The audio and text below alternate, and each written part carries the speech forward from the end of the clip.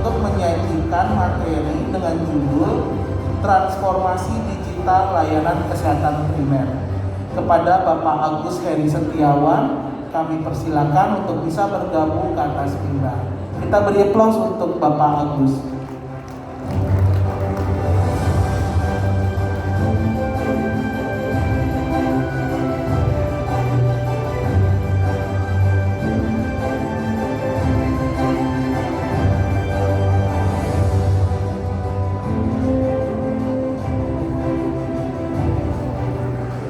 Baik, ini kalau dibacain CV-nya Pak Agus luar biasa ya, panjangnya ya Pak ya. Jadi mungkin langsung saja Bapak, kita mohon perkenan Pak Agus untuk dapat langsung memaparkan materi transformasi digital layanan kesehatan primer. Mau berdiri atau sambil duduk Bapak? Oke, silakan Bapak. Waktu 30 menit. Bapak Ibu, saya izin buka masker. Baik, selamat siang. Assalamualaikum warahmatullahi wabarakatuh. Ya, jadi sebelumnya saya mungkin menyampaikan permohonan maaf karena Kepala Pusdatin Kemenkes lagi sedang ada tugas luar, sehingga siang ini saya mewakili beliau untuk menyampaikan topik terkait dengan transformasi digital, khususnya di bidang layanan kesehatan primer. Saya kira ini pas sekali karena Bapak Ibu yang hadir di sini adalah dari puskesmas ya, dari saya tanya ke panitia, ini sebagian besar dari DKI dan juga ada teman-teman puskesmas dari 18 provinsi. Jadi ini audiensnya tepat sekali menjadi wadah juga buat kami DTO dan Kemenkes untuk mensosialisasikan ya apa sih sebetulnya yang sedang akan digarap oleh Pusdatin dan juga Kemenkes dalam rangka transformasi digital khususnya di layanan kesehatan primer ini. Next slide. Ya, ini adalah 2 poin yang akan saya sampaikan pada siang ini. Semoga maksimal 15 menit mungkin ya, 30 menit. Pertama terkait dengan latar belakang dan juga setengah apa itu DTO. Kemudian kedua, konsep transformasi layanan digital layanan primer yang ke depan akan kita kerjakan dalam waktu 2 tahun. Ya, ini mungkin Bapak Ibu sudah sangat paham, saya kira kan dari puskesmas tanpa sadar itu kita sudah petakan ada sekitar 400-an aplikasi kesehatan yang ada, baik yang milik pemerintah pusat maupun daerah, termasuk juga milik teman-teman swasta di industri kesehatan. Dan ini secara praktis sebetulnya di lapangan menjadi tidak efisien dan efektif. Mengapa? Karena aplikasi yang banyak, kemudian tentu datanya juga berbeda-beda, variabelnya beda, dan lagi diperparah dengan dikembangkan oleh pihak yang berbeda-beda, ya, baik pusat, daerah, dan teman-teman di industri kesehatan. Nah, ini yang kemudian menjadi kesulitan ya teman-teman di lapangan puskesmas. Tentu kami sangat memahami sulit sekali bagaimana kemudian ini kita menyatukan data yang scatter ini. Dan juga permasalahan selanjutnya adalah kita belum punya standar format interoperabilitas antara data obat, data layanan, data alkes, data nakes yang kemudian bisa saling terhubung. Ya. Nah, ini mungkin yang menjadi concern kita di DTO Pusdatin Kemenkes yang dalam setahun 2 tahun ini akan kita sama-sama benahi. Berikutnya, ya, ini sudah kita sangat paham pandemi yang kita alami kurang lebih 2 tahun ini tidak hanya di sektor ekonomi, kemudian juga pariwisata, tapi di sektor kita kesehatan sendiri yang memang sangat terdampak juga menjadi wadah untuk berbenah, momentum untuk berbenah, terutama juga di bidang digital, ya, digital kesehatan. Nah, kita lihat, kita sadari bahwa ketika kita mengalami pandemi banyak sekali gap ya di sistem kesehatan kita yang kemudian mendorong kita untuk bertransformasi, transformasi digital khususnya. Saat ini kalau kita lihat di Indonesia sendiri dalam waktu 5-10 tahun terakhir penetrasi digital juga sangat masif ya, walaupun masih banyak juga yang mungkin juga belum terakses. Tapi kemudian kalau kita lihat data di Indonesia itu sudah hampir 160-170 juta akses internet, dan juga hampir 60% lebih ya penduduk kita sudah punya gadget dan itu sudah versi smartphone. Dan ini yang kemudian menjadi modal kita, at least modal kita untuk kemudian bertransformasi di bidang digital. Dan juga teman-teman kita di industri kesehatan, ada kemudian telemedicine, biotek dan lain-lain, ini yang menjadi pemantik ya, bagaimana kemudian kita mengakselerasi yang proses transformasi ini. Next. Nah ini contoh saja Bapak Ibu, kita zaman COVID ini banyak kemudian misalnya mendapatkan layanan digital gitu. Ini contohnya ketika Bapak Ibu sudah periksa di lab, lalu kemudian dikirimkan bahwa Bapak Ibu sudah dapat mengakses layanan telemedicine. Nah ini salah satu kecil daripada transformasi yang kita laksanakan nanti ke depan. Next. Nah ini contoh ya, ini contoh dalam setahun terakhir ini salah satu baseline kenapa kemudian DPO Menkes itu akan mengembangkan lebih luas terkait dengan transformasi digital ini. Bapak Ibu selama setahun ini sudah sangat kenal aplikasi ini, dan saat ini Bapak Ibu sudah makanya di sana sudah ada untuk screening masuk ke dalam Faske, ada fasilitas publik, kemudian juga ada e-hack yang dulu itu masih aplikasi terpisah, lalu kita integrasikan di sini. Juga ada ketika Bapak Ibu tes, kemudian ada lab, nanti ada hasilnya keluar di PL, vaksinasi juga ada, di sana ada tiketnya, ada lokasi vaksinnya juga, dan juga hasilnya. Kemudian di rumah sakit, telemedicine dan yang lain. Nah ini adalah salah satu use case awal yang kemudian bisa dijadikan contoh bahwa ternyata kita itu bisa akselerasi dalam rangka untuk transformasi digital di layanan kesehatan. Next. Ya. Ini mungkin tidak terlalu tepat karena selama 2 minggu ini mulai naik lagi COVID, tapi mudah-mudahan tidak sampai naik seperti 5 bulan lalu. Intinya ketika sudah ada baseline transformasi digital, maka kita perlahan itu mulai bangkit untuk melaksanakan proses integrasi itu lebih cepat lagi. Next. Nah, transformasi teknologi kesehatan itu masuk dalam RPJMN tahun 2021-2024 yang salah satunya ada di poin 6 itu, yaitu transformasi teknologi kesehatan yang kemudian dalamnya adalah digitalisasi. Tadi pagi mungkin Bapak Ibu sudah mendengar ada paparan juga dari Kemenkes terkait dengan transformasi layanan primer yang nomor 1. Nah siang ini saya akan menjelaskan detail terkait transformasi digital yang ada di poin 6 ini. Next. Ya. Simpelnya adalah apa yang kita lakukan di DO Kemenkes adalah kita ingin mendigitalisasi, ya, digitalisasi seseorang bahkan dari kandungan gitu, dari kandungan, lahir, bayi, balita, remaja, usia sekolah hingga pensiun politik hingga lansia bahkan hingga meninggal. Jadi simpelnya adalah mendigitalisasikan proses hidup dari lahir hingga wafat. Nah tantangannya adalah kita punya PR bagaimana kemudian kita track ya, dari IMR-nya si bayi yang baru lahir, kemudian hingga jadi balita, hingga remaja, hingga lansia. Karena saat ini IMR kita scatter punya terdapat di mana-mana, ada yang sudah kalau sudah elektronik dan sebagian besar masih dalam bentuk manual.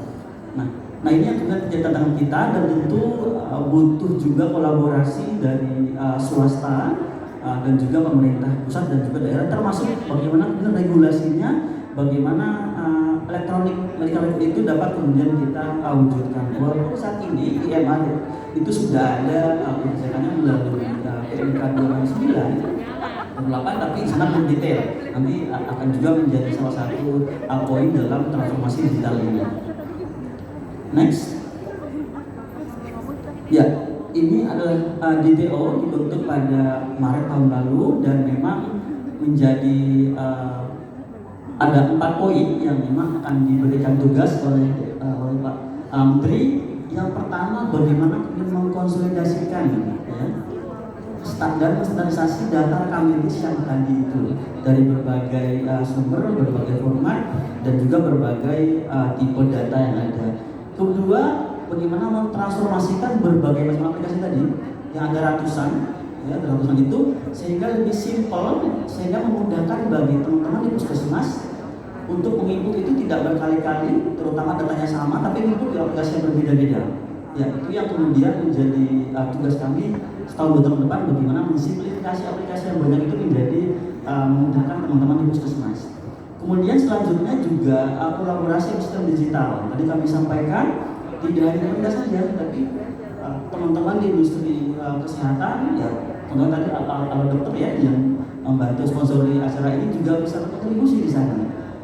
Nah tadi berkaitan juga dengan SDM pesan tadi yang paparan pertama, literasi digital kita sangat kemudian perlu pembenahan ya, terutama teman-teman di lapangan, karena kita sudah banyak pelaksanaan pemetaan dan juga diskusi SDM kita ini, terutama SDM IT yang sangat kurang. Jadi teman-teman nakes dan juga staf administrasi di puskesmas ini juga menghandle hal-hal IT yang sebetulnya bukan bidang mereka. Nah ini juga menjadi concern kita. Next. Nah, pesan Pak Menteri adalah bagaimana kemudian kita pindah dari pelaporan ke pelayanan gitu. Saat ini adalah konsepnya masih ada kemudian pelayanan, maksudnya data, kemudian ketika butuh pelaporan ke Dinkes, ke Kemenkes harus membuat format baru. Jadi bagaimana kemudian sistem digitalisasi ini memudahkan teman-teman pelayanan kesehatan, dokter, perawat dan lain-lain di puskesmas, agar ketika melayani itu sudah menjadi data yang bisa juga terlapor tanpa ada penyusunan laporan baru. Memang perlu ada format khusus yang disimplifikasi sehingga memang ini lebih mudah di lapangan. Next. Ya, sebetulnya ada 9 program transformasi yang mungkin Bapak Ibu di sini sudah ada juga pernah melihat slide ini, yang kita kemudian bagi menjadi 3 kelompok besar. Ya, yang pertama intinya adalah bagaimana kemudian kita simplifikasi tadi menyusun standar, ya standar obat, standar layanan pasien, standar alat kesehatan, standar nakes, standar pembiayaan, itu standarisasi sehingga dari berbagai macam vendor pengembang itu ketika ini ingin diintegrasikan itu satu bahasa. Saat ini kendalanya adalah ketika kita ingin integrasikan suatu data, maka dia tidak saling bicara karena beda standar. Itu yang kemudian kita temui di lapangan. Kemudian kedua, tadi juga sudah saya singgung di awal, mengintegrasikan berbagai macam sistem aplikasi yang ada. Nanti menjadi simple dan tidak kemudian variabelnya banyak sesuai dengan proses simplifikasi yang kita tentukan sesuai standar. Dan tadi ketiga adalah bagaimana kemudian kita mengajak berbagai stakeholder, tidak hanya pemerintah tapi juga swasta. Intinya agar kemudian kita dapat meningkatkan mutu data dan mutu layanan dan juga mengakselerasi proses inovasi digital di Indonesia. Next. Ya. Mandat tadi itu akan kemudian kita pecah-pecah menjadi beberapa timeline kinerja gitu ya. Kalau Bapak Ibu lihat di tahun 2021 ketika DTO baru dikembangkan, maka tantangannya adalah bagaimana kita membuat suatu roadmap, bagaimana membuat peta jalan dalam digitalisasi layanan kesehatan terutama yang di primer maupun yang lain-lainnya. Nah tahun 2022 ini adalah tugas kami bagaimana tadi mengembangkan standar obat, standar layanan, standar alkes, nakes dan juga tadi pembiayaan, sehingga ketika seluruh gitu ya sumber data yang diintegrasikan itu sudah satu bahasa, tidak kemudian terpisah-pisah lagi. Dan kemudian yang kedua adalah pengembangan platform sistem pasien terintegrasi, fasilitas primer, sekunder, kemudian lab, kemudian ada laboratorium dan lain sebagainya, itu jadikan satu modul-modul layanan yang lebih simpel, tidak kemudian program-program lagi yang silo-silo. 2023 harapannya kemudian sudah mulai bisa berjalan, Bapak Ibu sudah bisa mulai merasakan transformasi digital di bidang layanan itu seperti apa. Saat ini memang masih dalam proses pengembangan, jadi Bapak Ibu mungkin sebagian belum mulai merasakan ya, tapi mudah-mudahan 2023 sebagai proses implementasi itu sudah mulai berjalan, dan tahun 2024 adalah proses eskalasi ke level nasional. Tentu ini adalah kemudian kinerja yang 3 tahun pasti itu akan dibutuhkan untuk dilanjutkan lagi di tahun-tahun berikutnya. Next. Ya simpelnya adalah seperti ini. Tahun 2021 ada perusahaan aplikasi, tahun 2022 adalah integrasi aplikasi itu yang banyak itu, kemudian kita dicoba seperti apa dan bagaimana simplifikasinya. Nah tentu setiap aplikasi itu punya konsep beda-beda, tiap program beda. Di sini pasti ada yang pegang SIHA, ada yang pegang SITB, ada yang pegang PISPK, ada yang pegang Silantor, ada yang pegang apa lagi. Banyak sekali puskesmas. Kita hitung ada 70-an SI. saya pernah ke Puskesmas Kecamatan Setiabudi. Ada nggak Setiabudi di sini? Ya, Setiabudi mungkin. Ya, kita bulan April ke sana, kita mapping di Setiabudi itu ada 47 sistem aplikasi. Baik itu untuk keuangan, laporan sistem informasi lain, intinya 47 yang kami temukan. Belum lagi yang lain-lain, intinya sekitar 50-70 aplikasi Puskesmas. Belum rumah sakit dan lain-lain. Nah, itu yang kita simplifikasi sebetulnya dan kemudian memudahkan teman-teman di Puskesmas. Next. Dan intinya adalah kita ini membangun satu standar yang kita sebut sebagai IHS, Indonesia Health Services, di mana ini menjadi wadah mengumpulkan berbagai macam data yang tadi dari pemerintah, yang dari Kemenkes, daerah, dan juga dari teman-teman industri kesehatan. Yang pertama juga, yang kedua adalah terkait CHA. Ya, Bapak Ibu saat ini sudah punya PL, nanti di tahun 2022 ini akan bertahap juga, kemudian di revamp, diubah menjadi CHA yang saat ini masih fokus kepada use case COVID saja, tapi CHA ini ke depan nanti akan memasukkan seluruh RMI Bapak Ibu sekalian, nanti ada imunisasi, ada kemudian dari sini PTN, ada KIA, termasuk promos dan lain sebagainya. Intinya dalam tahun-tahun bergelombang ini akan ada perubahan. Tunggu mungkin di Juli Agustus PL Bapak Ibu akan berubah. Kan pelan-pelan berubah karena memang sudah masukkan beberapa use case untuk kemudian diintegrasikan ke CHA ini. Nah, ini tadi saya sampaikan, sistem-sistem yang tadi banyak itu akan disimplifikasi menjadi cuma ada 8 saja. Saya lingkari yang warna Puskesmas, karena memang saat ini Puskesmas. Intinya seluruh sistem yang ada itu disimplifikasi menjadi hanya 8 dan 9 dari masyarakat. 8 dari Pasienkes, yang bawah CA dari masyarakat, sehingga itu menjadi suatu wadah yang kemudian disambungkan dengan IHS. Next. Mungkin next saja, sudah hampir sama.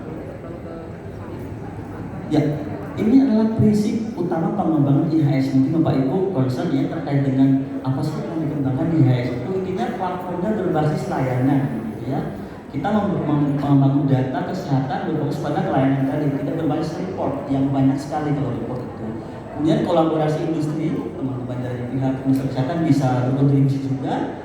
Kemudian standarisasi arsitektur dan spesifikasi seperti apa. Dan tadi agar terstandar, baik obat, layanan itu standar sehingga mudah untuk saling bicara data itu. Open API adalah single service berbentuk modul-modul sehingga berbagai macam use case, program, tambahan-tambahan yang ada ketika program berjalan ada pengembangan maka bisa juga disandingkan dalam IHS itu. Dan ini manfaatnya bisa kemudian juga ada win-win solution yang bagi pemerintah, pusat maupun daerah, termasuk juga para pelaku industri kesehatan di swasta. Berikutnya, ya, ini tadi terkait dengan pengenalan ya, DTO itu apa, mengembangin apa. Yang kedua ini terkait dengan apa yang kemudian akan dilaksanakan spesifik untuk di teman-teman Puskesmas, ya, termasuk DPN dan juga klinik pertama. Berikutnya, di bulan Februari Maret kita adakan suatu FGD pada 120 Puskesmas DKI termasuk di 9 provinsi, dan ini adalah serangkuman yang kita temukan permasalahannya terkait dengan sistem informasi. Di SDM tentu ini Bapak Ibu mengamini masih banyak sekali SDM Puskesmas kita yang memegang 2-3 program, betul? Bahkan ada 5, mungkin ada 5 di sini yang punya 5 program. Intinya lebih dari 1 gitu. Kemudian juga banyak pindah-pindah tempat ya. Dipindahkan, ketika dipindahkan tidak ada transfer knowledge pada orang baru. Ada tapi secara hanya sibuk manual bagi sendiri, tidak ada pelatihan gitu. Kemudian berikut terkait sistem itu sendiri, gitu ya. Yang mengembangkan banyak sekali gitu. Bisa dari Dinkesnya, bisa dari Puskominfo-nya, bisa dari in-house sendiri dikembangkan, mungkin punya anggaran lebih, atau bisa vendor yang ketiga. Dan itu masing-masing jika dikembangkan itu punya standar beda-beda, variabelnya beda gitu. Kalau misalnya detailnya adalah LP laki-laki perempuan, di sebelah PW wanita, itu kan sudah beda variabel, kan bisa bicara jadinya. Nah, hal seperti itu yang kemudian bisa menjadi kendala integrasi. Mas Agus kurang dari 2 menit kali. Oke, mungkin lanjut, ini sudah kita bersama. Lanjut, ini hal-hal yang ini tadi poin-poin penting, intinya perlu ada data koleksinya itu terintegrasi secara detail, interoperable, terintegrasi dan juga patient center. Ya. Masing-masing pasien itu kemudian diberi hak untuk akses terhadap RMI-nya. Next. Ini tadi sudah simplifikasi jadi hanya ada 8, sudah juga intinya pada sistem terintegrasi. Next. Nah, ini contohnya ya. Ini contohnya kita simulasi dari 73 tadi kronologi di puskesmas, maka akan jadi simpel jadi satu aja. Namanya tadi sistem primer terintegrasi. Di dalamnya terbagi-bagi menjadi suatu modul-modul layanan sesuai dengan klaster-klaster usia. Berikutnya. Nah, ini mungkin pertanyaan bagi teman-teman juga ya. Kita ingin mensimplifikasi berbagai macam aplikasi dan lain-lain. Ada yang pakai Simpus gitu, kita bicara Simpus ya, yang bisa kebayang gitu. Di DKI misalnya ada yang pakai Epus, ada yang pakai Sikda, ada yang pakai BCD gitu, dengan standar yang beda-beda. Nah terus ketika transformasi ini kita gimana nih? Nah intinya adalah ada 3 step yang nanti akan diaplikasikan. Ketika Simpus Bapak Ibu, baik Sikda, Epus, dan lain-lain itu, kita akan assess sudah terstandar belum sesuai dengan FIRE yang dikeluarkan oleh DTO tadi. Kalau sudah terstandar, maka silakan lanjut menggunakan Epus Bapak Ibu, Sikda Bapak Ibu, atau yang ada tadi, silakan lanjut karena sudah terstandar. Nah kedua, kalau belum sesuai standar IHS tadi, gitu ya, FIRE, maka Bapak Ibu perlu melakukan standarisasi. Maka tentu vendornya yang standarisasikan dan Bapak Ibu. Nah ketika vendor standarisasi silakan digunakan. Tapi ketika tidak berhasil standarisasi mengikuti standarnya DTO FIRE tadi, maka DTO menyiapkan solusi, yaitu kita menyiapkan Simpus yang akan dikembangkan yang tadi sudah dimodifikasi dan ditransformasikan menjadi suatu yang namanya ASIP website. Itu ketika memang sejauh Pak Ibu ada step-step standar. Intinya ini adalah step-step yang Pak Ibu perlu ketahui dan juga perlu memahami dari Ministeri Kesehatan bahwa ada 3 step yang dilalui sebelum kita lakukan integrasi. Berikutnya, ini contohnya. Ketika Bapak Ibu tidak punya Simpus atau Simpusnya tidak standar, maka kita akan sediakan yang namanya aplikasi Indonesia. Itu Bapak Ibu sudah punya juga di HP-nya. Saat ini mulai ada Dian, mulai ada PTM. Ini tahap awal yang dikembangkan sebetulnya untuk mendukung proses transformasi ini. Jadi ada Simpusnya, website-nya, ada juga ASIP mobile yang digunakan untuk mencatat segala macam tugas-tugas di lapangan kader, kemudian ada di lapangan, PM dan sebagainya dari HP, dan kemudian masuk ke IHS sebagai dashboard analitik yang mendukung proses transformasi ini. Termasuk bagi masyarakat nanti ke depan di CHA-nya juga ketika dia ikut deteksi dini di rumah sakit, di klinik, maka hasilnya itu akan dapat di PL. Tadi saya periksa gula darah, berapa sih hasilnya? Oh tadi dia kayak jaga seperti di klinik, kita akan muncul di PL-nya. Oh tadi imunisasi A, B, C, D, dia muncul langsung di PL-nya. Seperti itu intinya. CH itu memudahkan masyarakat untuk mendapatkan RT-nya sesuai dengan hasil pemeriksaan di pasien. Tentu selain itu juga ada fitur tambahan, ada prokes, ada program minum obat, lokasi-lokasi riset dan lain sebagainya menjadi memudahkan masyarakat untuk kemudian mendapatkan layanan kesehatan. Berikutnya, ya ini satu contoh yang tadi saya sampaikan dari ASIS sudah ada saat ini. Tahapan mungkin masih ada proses pengembangan terkait Dian, Bapak Ibu sudah pakai Dian untuk dari Dian dan juga untuk PTM. Berikutnya, ini adalah tahapan pengembangan slide terakhir saya. Ini terakhir dalam tahun ini untuk ASIP ini akan dikembangkan sejauh ini. Jadi untuk Simpusnya bagi Bapak Ibu yang nggak punya Simpus, nanti ada ASIP mobile untuk penghutang darah di lapangan, lalu ada untuk masyarakat. Intinya ini dibuat sesuai modul-modul. Mengapa saat ini dibuat modul? Tadi mungkin di awal sudah dipaparkan ya di sesi pagi bahwa transformasi layanan itu akan berubah, bukan lagi per poli-poli saat ini ke depan, tapi akan dicobakan untuk dilayani sesuai dengan sasarannya, sesuai sasaran ada usia bayi, balita, ibu hamil, usia produktif, remaja dan lansia. Kemudian ada juga ada klaster penyakit. Jadi memang ini belum kita implementasi karena baru akan dipilotkan, ya, dipilotkan ketika sudah memang terbukti, lalu tahun depan baru akan kemudian dieskalasi ke nasional. Saya kira ini paparan saya, semoga Pak Ibu dapat kemudian memahami. Intinya adalah transformasi digital ini butuh kolaborasi dari seluruh pihak, baik dari pusat, daerah, termasuk juga teman-teman dari industri kesehatan. Terima kasih.